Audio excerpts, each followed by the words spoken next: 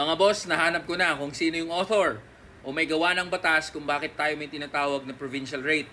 Ang Wage Rationalization Act of 1989 ay naging batas dahil kay Congressman Alberto S. Veloso at Senador Ernesto Boy Herrera. Sino ba yung dalawang hayop na mambabatas na yan? Si Congressman Alberto Veloso ay representative ng 3rd District ng Leyte mula 1987 hanggang 1998. Siya ay galing sa pamilya ng mga Veloso na hanggang ngayon ay aktibo sa politika sa Leyte. Siya ang author at nag-file ng House Bill No. 23227 na counterpart nitong provincial rate sa Kongreso. Sa kabilang banda naman, si Senador Ernesto Boy Herrera ang nagsulong ng provincial rate sa Senado.